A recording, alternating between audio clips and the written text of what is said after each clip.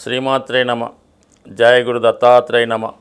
ఈ వీడియోలో మనం అక్టోబర్ 1వ తారీఖు నుంచి డిసెంబర్ 31 మధ్యలో జరగబోయే 3 నెలల ఫలితాలు వృషభ రాశి వారికి ఏ విధంగా ఉంటాయి అంటే, ముఖ్యంగా ఈ చివరి 3 నెలల్లో ఆర్థిక పరమైనటువంటి స్థితి ఏ విధంగా ఉంటుంది, ఈ వృషభ రాశి వారికి వారు ఫైనాన్స్ ప్లానింగ్ ఏ విధంగా చేసుకుంటే బాగుంటుంది, వారు ఆర్థిక స్థితిలో లాభ నష్టాల గురించి ఈ వీడియోలో మనం కొద్దిగా వివరంగా చర్చించుకునే ప్రయత్నం చేద్దాం. వృషభ రాశి వారికి లాభాధిపతి గురువు. అంటే మనకి గురువు యొక్క స్థితిని బట్టి జాతకుడికి వృత్తి వ్యవహారాల్లో ఆర్థిక సంపద కలగజేసే గ్రహం రాహుగ్రహం. అటువంటి రాహుగ్రహం శుభగ్రహాలతో కలిసి ఉన్నప్పుడు జాతకుడి సంపాదన చాలా నిజాయితీగా, స్వచ్ఛంగా, ఎవరికి అపకారం లేకుండా ఉంటుంది. అదే గురుగ్రహం పాపగ్రహాలతో కలిసిన రాహుగ్రహం లాంటి కలిస్తే అక్రమ ఆర్జన, అన్యాయంగా ధనం సంపాదించడం, జోదం అటువంటి వాటి ద్వారా ఆదాయం లభిస్తూ ఉంటుంది. ఈ విధంగా గురువు లాభాధిపతి అయితే, మరి వృషభ రాశి వారికి ధనాధిపతి బుధుడు. బుధుడు తన యొక్క వాక్చాతుర్యం ద్వారా, కుటుంబ సభ్యుల సహకారంతో, కుటుంబంకి సహజంగా ఉన్నటువంటి వృత్తి ద్వారా జాతకుడు తన వాక్కును ఉపయోగించి ధనాన్ని కూడబెట్టడంలోనూ సంపాదించడంలో కూడా ధనాధిపతి బుధుడు ప్రముఖ పాత్ర వహిస్తూ ఉంటాడు. సో ఈ విధంగానే మరి ఈ బుధుడు శుభగ్రహాలతో కలిసి ఉంటే మంచి మార్గాల ద్వారా, పాపగ్రహాలతో కలిస్తుంటే చెడు మార్గాల ద్వారా సంపాదించడం జరుగుతూ ఉంటుంది. ఎక్కువగా ఏమవుద్దంటే ఈ వృషభ రాశి వారికి ఈ బుధుడు పాపగ్రహాలతో కలిసినప్పుడు జాతకుడు తొందరగా అందరినీ నమ్మి మోసపోవడం జరుగుతూ ఉంటుంది.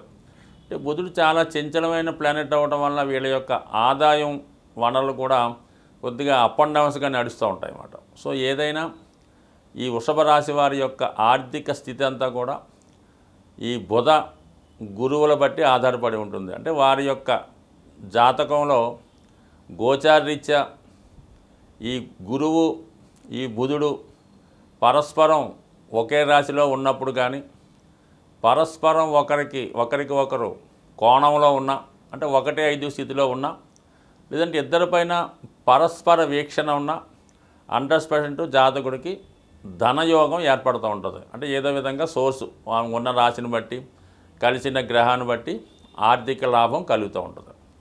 మరి అటువంటి ఈ 2 గ్రహాలు ప్రస్తుత స్థితితో పాటు శుక్రగ్రహం కూడా వ్యక్తిగతంగా శుక్రుడు ధనాన్ని ఇచ్చే గ్రహం కాబట్టి, మరి ఈ రాశి వారికి శుక్రుడు యొక్క స్థితిని బట్టి కూడా ఫైనాన్స్ వనరులు ఖర్చులు నష్టపోవడం, మోసపోవడం కూడా ఈ శుక్రుని వల్ల తెలుస్తూ ఉంటాయి. కానీ ఎక్కువగా ధనయోగాన్ని ఇచ్చే గ్రహాలు బుధ గురువులు. మరి అటువంటి బుధుడు ఇంచుమించుగా మీకు అక్టోబర్ 13 వరకు కూడా కన్యరాశిలో సంచరిస్తూ రాశి అందే ఉన్నటువంటి గురుగ్రహంతో కోణ దృష్టి ఏర్పడింది. అంటే ఇంకా సింపుల్గా ఏంటంటే, వృషభ రాశి అన్నది భూతత్వ రాశి, అందులో గురువు ఉన్నాడు. అలాగే కన్యా రాశిలో కూడా భూతత్వ రాశి బుధుడు రావడం వల్ల ఇద్దరి మధ్య కూడా, అంటే ఇద్దరు ఒకే రాశిలో ఉంటే ఎటువంటి ఫలితం ఇస్తారో, గురువు బుధుడు ఈ విధంగా ఈ 2 రాశుల్లో ఉన్నప్పుడు కూడా, అంటే 1, 5, 9లో ఉన్నప్పుడు అదే ఫలితం ఇవ్వడం జరుగుతుంటుంది. అయితే కొద్దిగా ఎక్కువ తక్కువ ఉండే అవకాశం ఉంది కాబట్టి అక్టోబర్ 13 వరకు జాతకుడికి ధన లాభం కలుగుతుంది. అది ఏ విధంగా? కుటుంబ సభ్యుల ద్వారా, కుటుంబం చేస్తున్నటువంటి వ్యాపారం ద్వారా, లేదంటే కుటుంబంలో ఎవరికన్నా ఆదాయం పెరగడం ద్వారా. ఒకటి, బుధుడు 5వ స్థానంలో ఉండడం వల్ల జాతకుడు తన వ్యక్తిగత సామర్థ్యాన్ని పెంచుకోవడం వల్ల, తనలో ఉన్నటువంటి టాలెంట్ ద్వారా, అంటే ఎక్కువగా ఈ బుధుడు మిథున రాశిలో ఉన్నవారికి ఈ కన్యా రాశిలో ఉన్నప్పుడు చిన్న చిన్న వ్యాపార వర్గం వారు ఉంటారు. అలాగే ఈ సినిమా ఇండస్ట్రీలో మిమిక్రీ ఆర్టిస్టులు, చైల్డ్ ఆర్టిస్టులు, మామూలుగా చిన్న చిన్న ఆర్టిస్టులు, జూనియర్ ఆర్టిస్టులు ఎక్కువ ఉంటారు. వారికి 100% ఈ అక్టోబర్ 13 వరకు కూడా ఏదో విధంగా జీవనోపాధి లభిస్తూ ఉంటుంది, ఆర్థిక పరంగా అనుకూలంగా ఉంటుంది. సో దాని తర్వాత మళ్ళా నవంబర్ 6వ తారీఖు ఇంచుమించుగా మీకు 29 అక్టోబర్ నుంచి మళ్ళా ఈ బుధుడు వృశ్చిక రాశిలోకి ప్రవేశించడం జరుగుతుంది. వృశ్చిక రాశిలో ప్రవేశించి అదే రాశిలో ఇంచుమించుగా జనవరి 4 వరకు ఉంటాడు. అంటే అక్టోబర్ 29 నుంచి జనవరి 4 మధ్యలో వృశ్చిక రాశిలో ఉన్నటువంటి బుధుడి పైన మరి గురువు యొక్క దృష్టి పడడం వల్ల ఇంచుమించుగా మీకు ఒక లాంగ్ టర్మ్, బుధుడు సాధారణంగా అన్ని రోజులు ఏ రాశిలో ఉండడు, కేవలం ఈ రాశిలో వక్రగమనం పొందడం వల్ల జాతకుడికి ముఖ్యంగా వృషభ రాశి వారికి ఒక విధంగా ఒక అదృష్టయోగం లాంటి ధనయోగం ఏర్పడింది. అయితే ఇదే రాశిలో బుధుడు వక్రగమనం పొందడం మళ్ళా డైరెక్ట్ అవుతాడు కాబట్టి మరి ఈ సమయంలో ముఖ్యంగా జాతకులు అత్యాశకు పోయి మోసపోవడం కానీ, ఎవరి చేతిలో అన్నా కూడా మోసానికి గురవడం కానీ, లేదంటే ఏదైనా సంతకాలు పెట్టడం వల్ల డాక్యుమెంట్స్ సరిగ్గా లేకపోవడం వల్ల మీ యొక్క ధనం నష్టపోయే అవకాశం ఉంది. కాబట్టి సాధ్యమైనంత వరకు ప్రతి విషయాన్ని జాగ్రత్తగా గమనించండి. ఏ విధంగా డూప్లికేట్ వస్తువులు కానీ, డూప్లికేట్ డాక్యుమెంట్స్ కానీ ఏదో కొద్దిగా ఇలాంటి అవకాశాలు ఉన్నాయి. కాబట్టి మోసపోకుండా జాగ్రత్త పడటం మంచిది. కానీ ధనయోగం ఏర్పడుతుంది, కానీ జాగ్రత్తగా చూసుకోకపోతే దానివల్ల ఇబ్బంది అవుతుంది. అలాగే మీ దగ్గర ఉన్నటువంటి ఏమైనా ప్రామిసరీ నోట్లు, చెక్కులు లాంటివి ఏమైనా ఉంటే అవి ఎంతవరకు కరెక్టో చూసుకొని దాన్ని బట్టి ప్రొసీడ్ అవుతే మంచిది. ఏదైనా ఇది ఒక ధనయోగం ఏర్పడుతుంది ఈ వృషభ రాశి వారికి. సో మొత్తం మీద ఈ ధనయోగం ఏర్పడితే మళ్ళీ ఇంకోటి ఏంటంటే ఈ బుధుడు మరి పంచమాధిపతిగా సప్తమ స్థానంలో ఉంటూ రాశిలో ఉన్నటువంటి గురు దృష్టి వల్ల మరి ఈ సమయంలో అంటే అక్టోబర్ 1 నుంచి ఇంచుమించుగా మీకు మనకి నవంబర్ 6 నుంచి చూసుకుందాం. నవంబర్ 6, డిసెంబరు అంతా కూడా మీకు ప్రేమ వివాహం చేసుకుందాం అనుకున్న వాళ్ళకి ఖచ్చితంగా ప్రేమ వివాహం లాంటిది సక్సెస్ అవ్వడం, వివాహ విషయంలో కొలిక్కి రావడం జరుగుతుంది. అంటే ఇందులో ఏంటంటే స్పెషల్ వివాహం ద్వారా కూడా జాతకుడు లాభాన్ని పొందే అవకాశం ఉన్నది. అంటే ఉద్యోగం చేసే భార్య రావడం కానీ, డౌరీ తెచ్చే భార్య రావడం కానీ, ఏదన్నా ఆస్తి రూపంలో కలిసి రావడం కానీ జరిగే అవకాశం ఉంది. కాబట్టి మొత్తం మీద ఈ వృషభ రాశి వారికి రాబోయే 3 నెలలు కూడా చాలా చక్కని ధనయోగాలు ఏర్పడడం జరిగింది. కాబట్టి దాన్ని జాగ్రత్తగా సద్వినియోగం చేసుకుంటే ఈ చివరి క్వార్టర్లో మీ యొక్క ఆర్థిక స్థితి మెరుగుపడే అవకాశం ఉంది. ఏదైనా మనం ఆర్థిక విషయాల్లో ఎటువంటి లోటు లేకుండా ఉండాలంటే మరి ప్రతి ఒక్కరూ కూడా సాధారణంగా వారానికి ఒక రోజు కామన్గా ఆంధ్రప్రదేశ్ ప్రాంతంలో చాలామంది నేను చూస్తుంటాను, ప్రతి శుక్రవారం కూడా వాళ్ళు ధనాన్ని ఖర్చు పెట్టడానికి ఇష్టపడరు. ఏదో విధంగా ఆ రోజుకి ముందుగానే ఏర్పాటు చేసుకొని ఈవెన్ పెట్రోల్ కానీ ఏదైనా ఇంటి అద్దెలు ఏ విషయంలో కూడా మీరు శుక్రవారం రోజు ధనాన్ని బయటికి పంపకూడదు. అలాగని పేటీఎం, ఏటీఎం కూడా చేయకూడదు.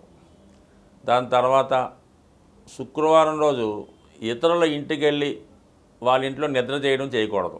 ముఖ్యంగా స్త్రీలు ఈవెన్ పుట్టింటికైనా, చుట్టాలింటికైనా, అక్కగారింటికైనా శుక్రవారం ఎట్టి పరిస్థితిలో కూడా మీరు భర్త గారింట్లోనే, మీ ఓన్ ఇంట్లోనే ఉంటేనే బాగుంటుంది. ఇతరుల ఇంట్లో నిద్ర చేయడం వల్ల కొంతవరకు ఇబ్బంది అవుతుంది. అలాగే బంగారు ఆభరణాలు లాంటివి శుక్రవారం రోజు ఎవరికన్నా ఎరువు ఇవ్వడం కానీ, ఏదన్నా అర్జెంట్ పని వచ్చిందని తాకట్టు పెట్టడం కానీ చేయడం వల్ల చాలా వరకు ఆర్థిక పరంగా మీరు తిరిగి జీవితంలో కోలుకోలేకపోతుంటారు అన్నమాట. సో ఈ విధంగా ఈ నియమాలు పాటించి కనీసం శుక్రవారం కానప్పుడు వారి ప్రాంతాన్ని బట్టి మంగళవారం ఈ విధంగా చేయడం వల్ల మీకు ఏమవుతుందంటే 15% మనీ సేవింగ్ అవుతుందన్నమాట. అంటే ఒక్కరోజు మీరు ఆ ఖర్చులు అదుపు చేయడం వల్ల మీకు 15% సేవింగ్ అయినట్టే అవుతుంది. అది ఆటోమేటిక్గా మీకు దాని 6 నెలలకి 100%గా మారుతూ ఉంటుంది అన్నమాట. అయితే ఇంకోటి ఏం చేయాలా, ముఖ్యంగా ఆర్థిక పరమైన చికాకులకి తమలపాకులు మరి అమ్మవారికి కానీ, ఆంజనేయ స్వామికి కానీ ఎవరికన్నా సరే మరి తమలపాకుల మీద కొద్దిగా సింధూరం మరి ఏదైనా నెయ్యిలో కలిపి బొట్టుగా పెట్టడం కానీ, ఇంకా అవన్నీ అక్కర్లేదు. తమలపాకులు, యాలక్కాయలు మరి అమ్మవారికి తాంబూలంగా పెట్టాలన్నమాట. పెట్టచ్చు. అలాగే ఆంజనేయ స్వామి పెట్టచ్చు. ఇది చేయడం వల్ల కూడా మీకు ధన సంపద చేకూరుతూ ఉంటుంది. సరే, అది కొంతవరకు అదొకటి చేసుకోవచ్చు. తర్వాత ఏంటంటే మీ యొక్క పర్సులో లేదంటే మీ యొక్క క్యాష్ బాక్స్లో మారేడు దళం ఉంటుంది. మారేడు దళం అది ఏదైనా శివాలయంలో కానీ అమ్మవారి గుడిలో కానీ పూజ చేసింది ఒక మారేడు దళాన్ని తీసుకొని మీరు అది మీ పర్సులో పెట్టుకోండి.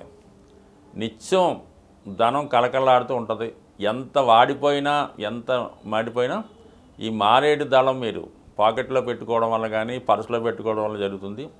ముఖ్యంగా మీరు ఒక అప్పు కొరకు వెళ్తున్నా, ఒక బ్యాంకు పని మీద వెళ్తున్నా, ఏ ఆర్థికపరమైన పని మీద వెళ్ళినా కూడా మారేడు దళం మీతో తీసుకెళ్ళడం కానీ, ఇంకా మీకు దొరికితే ఆ మారేడు దళాలతో మరి శివాలయంలో పూజ చేసి మారేడు దళంతో అర్చన చేయించి అందులో ఒక దళం తీసుకొని మీరు ఏ పని మీదన్నా వెళ్ళండి.